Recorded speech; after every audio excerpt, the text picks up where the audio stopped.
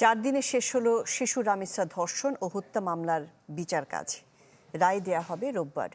যুক্তিতর্ক উপস্থাপনের দিন আসামিদের সর্বোচ্চ সাজা চায় রাষ্ট্রপক্ষ।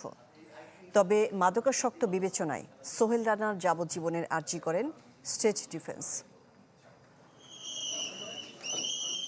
রাজধানীর পল্লবীতে চাঞ্চল্যকর রামিসা ধর্ষণ ও হত্যা মামলার যুক্তিতর্ক উপস্থাপনের দিন আদালতে হাজির করা হয় মূল অভিযুক্ত সোহেল রানাকে। স্ত্রী স্বপ্না খাতুনের অসুস্থতার দাবিতে নির্ধারিত সময়ের পর শুরু হয় বিচার কাজ। 16 সাক্ষীর জবানবন্দি সামনে এনে আসামিদের দোষী সাব্যস্ত করে যুক্তি উপস্থাপন করেন রাষ্ট্রপক্ষের স্পেশাল প্রসিকিউটর।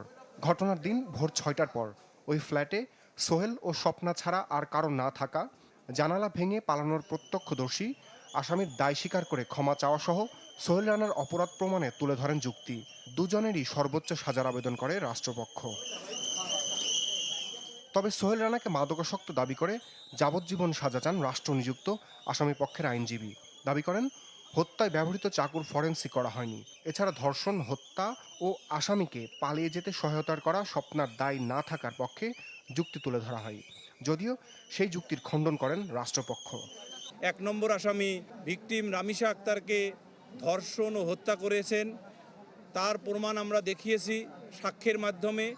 একই সাথে 2 নম্বর আসামি উক্ত ধর্ষণ ও হত্যাকাণ্ডে প্রিভেন্টিভ কোনো মেজার না নিয়ে সহযোগিতা করেছেন এবং এটা নিরঙ্কুশভাবে প্রমাণিত হয়েছে। ইতোমধ্যে রেকর্ডকৃত সাক্ষ্য ম্যাটেরিয়ালসের মাধ্যমে আমরা এর সিভিয়ার পানিশমেন্ট চাই। গতকালকেও বিজ্ঞ আদালতে সে বলেছে সে দোষী, সে মাপ চায়, তার মানে সে অপরাধী। তা আমি বলেছি তাকে যাবজ্জীবন কারাদণ্ড দেওয়া হোক এবং তার যে স্ত্রী স্বপ্না আক্তার, সে যেহেতু লাশ গুমের বিষয়ে সহায়তা প্রদান করেছে, আমি বলেছি তাকে সংশ্লিষ্ট আইনে যে সর্বোচ্চ সাজা আছে 7 বছর, সেই বিধান অনুযায়ী তাকে 7 বছর কারাদণ্ড দেওয়া হোক। উভয় পক্ষের যুক্তিতর্ক শেষে রোববার রায় ঘোষণার দিন নির্ধারণ করেন ঢাকার শিশু সহিংসতা দমন ট্রাইব্যুনালের বিচারক। রমিজ হুসাইন, চ্যানেল 24, ঢাকা।